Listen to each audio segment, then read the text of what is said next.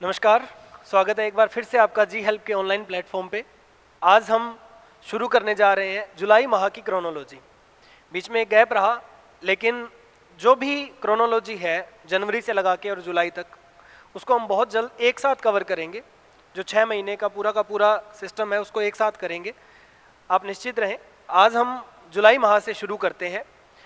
सबसे पहली बात जो जुलाई माह में हुई है वो ये है कि भारतीय मूल के व्यक्ति है एंटोनियो कोस्टा, उनको यूरोपीय काउंसिल का अध्यक्ष बनाया गया है। यूरोपीय जो काउंसिल है उसका अभी एक सम्मेलन हुआ, उसके अंदर पुर्तगाल के ये प्रधानमंत्री हैं। एंटोनियो कोस्टा जो है वो पुर्तगाल के प्रधानमंत्री हैं, उनको यूरोपीय परिषद का नया अध्यक्ष बनाया गया। किसकी जगह बने हैं तो ये चार्ल्स मिशेल का स्थान लेंगे। बेल्जियम के चार्ल्स मिशेल जो थे वो यूरोपीय संघ के पहले अध्यक्ष थे, उनकी जगह अब इनको बनाया गया। इनका कार्यकाल जो है वो 1 दिसंबर 2024 से शुरू होगा और 31 मई 2027 तक इनका कार्यकाल रहेगा। हम बात करते हैं यूरोपीय संघ का अभी एक सम्मेलन हुआ, कहाँ पे? बेल्जियम की राजधानी है ब्रुसेल्स। बेल्जियम की राजधानी ब्रुसेल्स के अंदर एक सम्मेलन हुआ जिसके अंदर यूरोपीय संघ के जो राष्ट्रीय नेता थे वो शामिल हुए। इसके अंदर जो 27 राष्ट्रीय नेता थे उन्होंने पुर्तगाल के ये जो प्रधानमंत्री रहे हैं एंटोनियो कोस्टा, इनको सर्वसम्मति से इनको बनाया गया है भावी अध्यक्ष, यहाँ का भावी अध्यक्ष बनाया गया। बात करते हैं एस्टोनिया की प्रधानमंत्री है कजा क्लास। कजा क्लास जो है उनको इनकी यूरोपीय संघ की विदेश नीति का प्रमुख चुना गया है। 3 बड़ी पोस्टें, जिसके ऊपर पहले एंटोनियो कोस्टा, उसके बाद कजा क्लास और तीसरे नंबर पर उर्सुला वॉन डेर लायन। इनको क्या किया गया है? इनको यूरोपीय आयोग का अध्यक्ष नियुक्त किया गया है। तो 3 लोगों का नाम याद रखना है, एंटोनियो कोस्टा का, उसके बाद कजा क्लास का और फिर उर्सुला का। कौन है? देखिए, ये है एंटोनियो कोस्टा। 2015 से 2023 तक लगभग 8 साल तक ये पुर्तगाल के 118वें प्रधानमंत्री रहे थे। जब ये प्रधानमंत्री थे उस समय जनवरी 2017 के अंदर ये भारत में भी आए थे। प्रवासी भारतीय दिवस के रूप जो प्रोग्राम था उसके अंदर ये भारत भी आए थे। ये है। अगली बात करते हैं, ये कौन है? Ursula von der Leyen, Estonia की है, और ये है कजा क्लास। इन तीनों को अभी यूरोपीय संघ के अंदर अलग अलग पदों पे नियुक्त किया गया है। अगली बात करते हैं, आपने नाम सुना होगा जनरल उपेंद्र द्विवेदी, भारत के नए सेनाध्यक्ष बनाए गए हैं। जनरल मनोज पांडे की जगह, मनोज पांडे इससे पूर्व भारत के सेनाध्यक्ष थे, उनकी जगह जनरल उपेंद्र द्विवेदी को नया सेनाध्यक्ष बनाया गया है। 30 जून 2024 से इन्होंने अपना जो कार्यभार है उसको शुरू कर दिया। अभी आपने देखा होगा आईसीसी पुरुष T20 क्रिकेट विश्व कप हुआ था।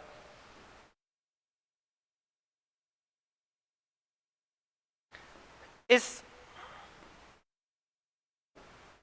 आईसीसी पुरुष T20 क्रिकेट विश्व कप 2024 2 देशों में आयोजन किया गया था, यूएसए के अंदर और वेस्ट इंडीज के अंदर, जिसके अंदर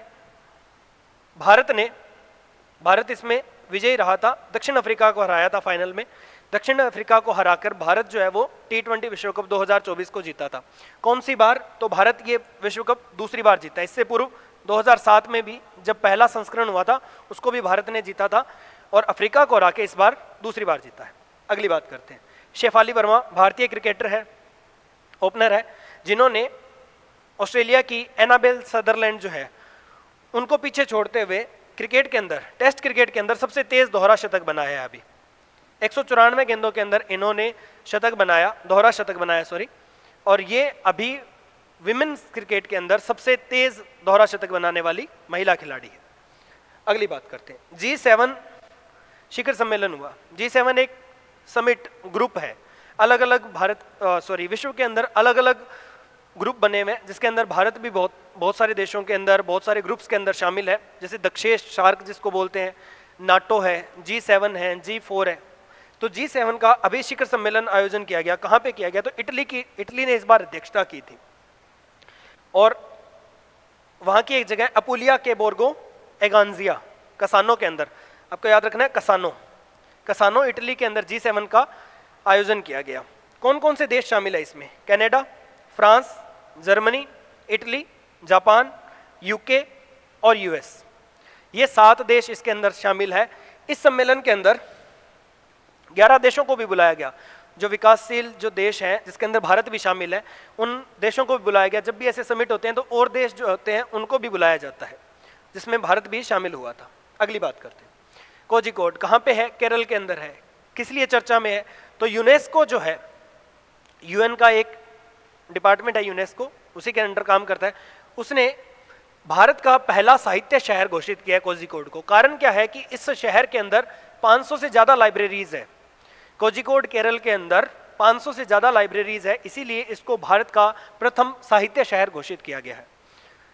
अगली बात करते हैं, 10वां अंतर्राष्ट्रीय योग दिवस 2024 कब होता है? 21 जून को। 21 जून साल का सबसे बड़ा दिन, जब सूर्य जो है वो कर्क रेखा पे होता है। भारत के अंदर सबसे लंबा दिन होता है 21 जून को, सबसे छोटी रात होती है। और भारत के अंदर सबसे लंबी रात जो होती है वो होती है 22 दिसंबर को। ऐसे सवाल अक्सर आते हैं जहां पूछा जाता है। इसके अलावा 21 मार्च और 23 सितंबर, इस दिन सूर्य जो है वो भूमध्य रेखा के ऊपर होता है, इक्वेटर के ऊपर होता है, इसलिए दिन और रात की अवधि जो है वो समान होती है। ये सबसे बड़ा दिन होता है, इसी दिन हम जो है योग दिवस के रूप में मनाते हैं। इस साल की थीम क्या थी? स्वयं और समाज के लिए योग, खुद के लिए और समाज के लिए योग, इस साल की थीम थी। अगली बात करते हैं, जापान और भारत के बीच में एक समुद्री युद्धाभ्यास हुआ। हर परीक्षा के अंदर ये क्वेश्चन पूछे जाते हैं कि किन किन देशों के बीच में किस प्रकार के युद्धाभ्यास होते हैं, उनका क्या नाम है। हर परीक्षा में पूछा जाता है, या तो असत्य कथन जो है उसको छांटने के लिए युद्धाभ्यास शक्ति, ठीक है, इस तरीके के पूछा जाता है।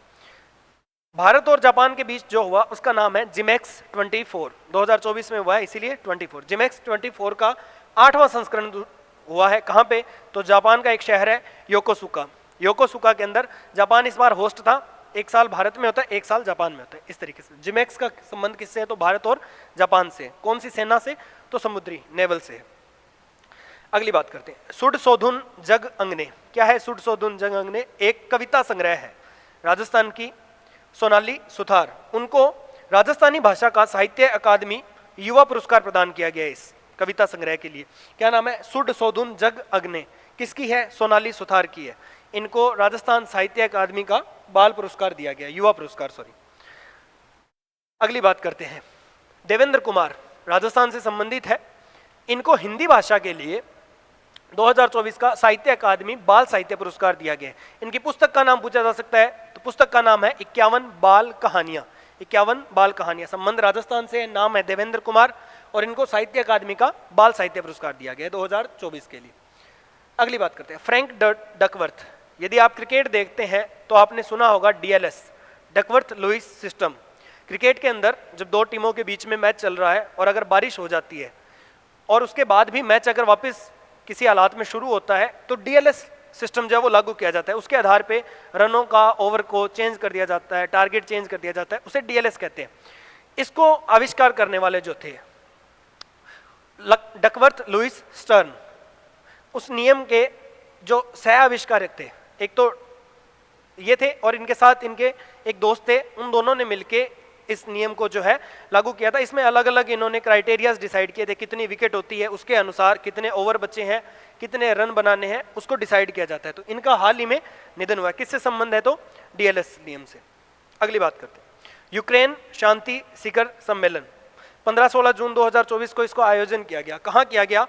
तो बर्गेनस्टॉक रिजोर्ट है स्विट्जरलैंड। ये जरूरी नहीं है, ये जरूरी है।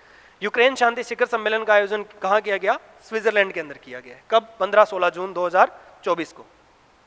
मार्क रूटे, कौन है मार्क रूटे? जो नाटो है, North Atlantic Treaty Organization. NATO क्या है? 32 देशों का एक समूह है जिसके अंदर अमेरिका भी शामिल है। 1949 के अंदर इस समूह को बनाया गया था। आपको पता हो तो 1945 के अंदर वर्ल्ड वॉर सेकेंड खत्म होती है और इससे लेके और 1990 तक 1945 से 1990 के बीच में कोल्ड वॉर चलती है अमेरिका के बीच में और सोवियत रूस के बीच में। सोवियत संघ की जो शक्तियां थी उनको कम करने के उद्देश्य से एक संगठन की स्थापना की गई जिसका नाम है नाटो। कितने सदस्य है उसमें? 32 देश, अमेरिका भी शामिल है।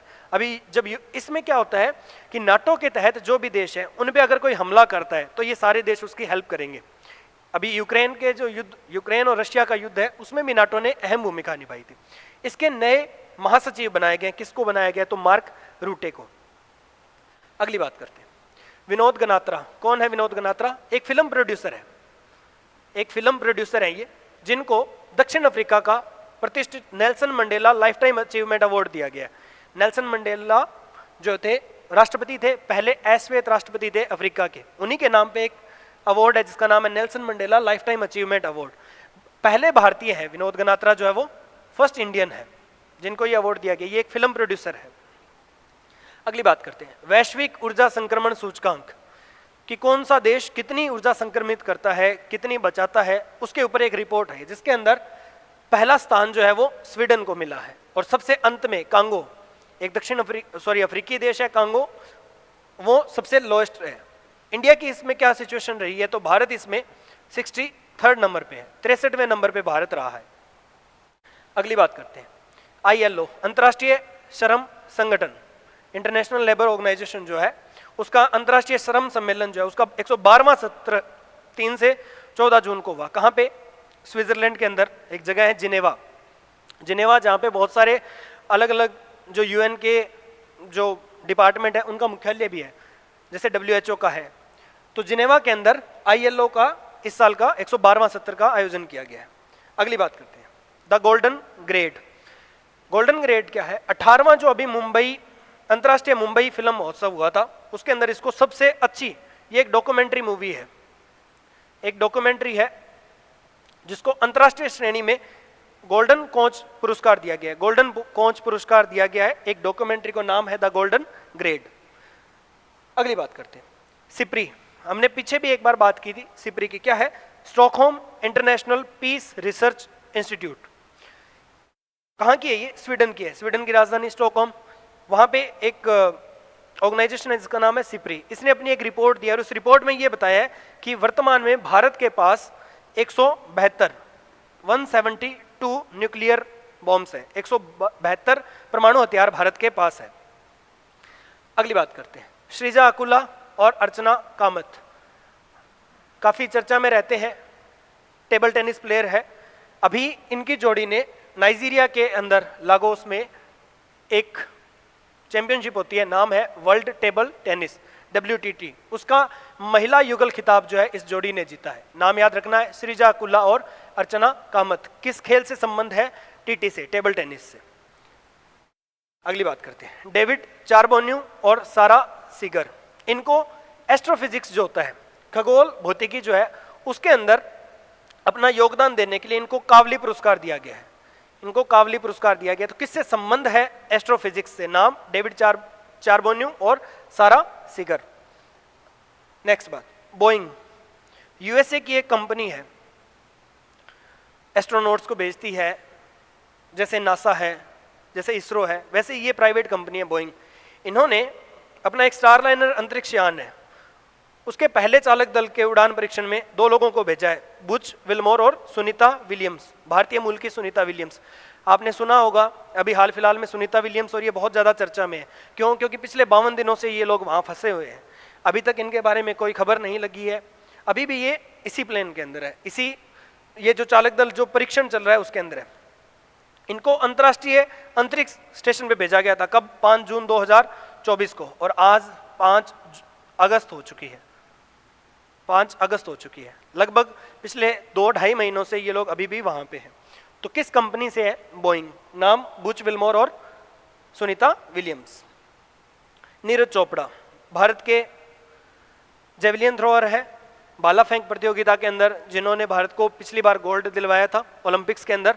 इस बार फिर इनसे उम्मीद है। इन्होंने तुर्कू के अंदर, फिनलैंड के अंदर एक जगह है तुर्कू, वहाँ पे पायोनुर्मी गेम्स हुए, उसके अंदर 85.97 मीटर 85.97 मीटर भाला फेंक के और गोल्ड मेडल जीता है नीरज चोपड़ा ने। अगली बात करते हैं, ओलेग कोनेन्को किस देश से संबंध है? इनका संबंध है रूस से। कोनेन्को जो है वो अंतरिक्ष के अंदर सर्वाधिक 1000 दिन रहने का इन्होंने रिकॉर्ड बनाया है।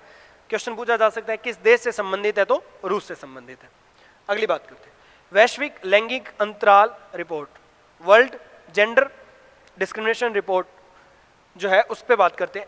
इसको कौन करता है? तो विश्व आर्थिक मंच जो है WEF जो है वर्ल्ड इकोनॉमिक फोरम है वो इसको जारी करता है। कब किया? 11 जून 2024 को।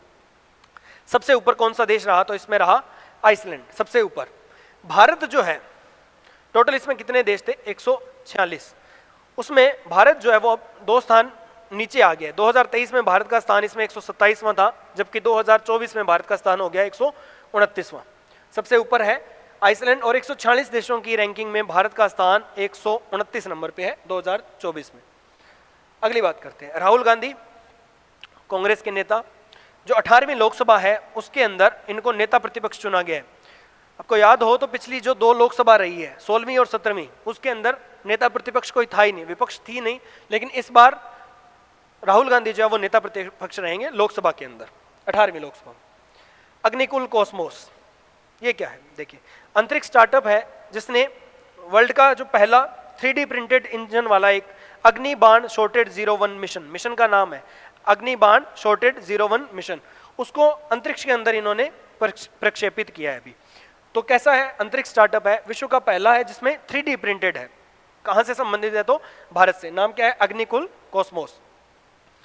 अगली बात करते हैं, महाराजगंज कहां पे है? उत्तर प्रदेश में।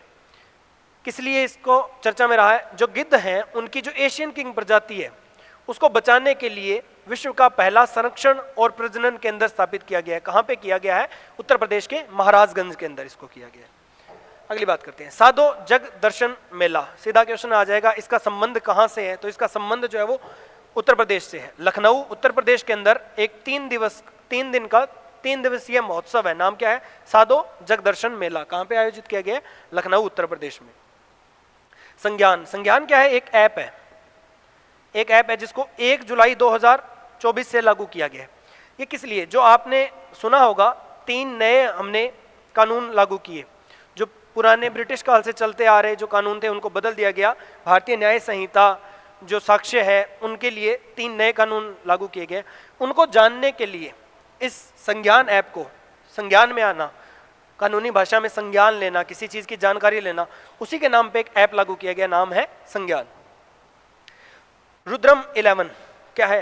DRDO, जो भारत का DRDO है उसने हवा से सतह पर मार करने वाली, हवा से मतलब रॉकेट, कोई प्लेन चल रहा है वहां से सतह पे मार करने वाली एक ये क्या है? मिसाइल है, नाम है रुद्रम 11।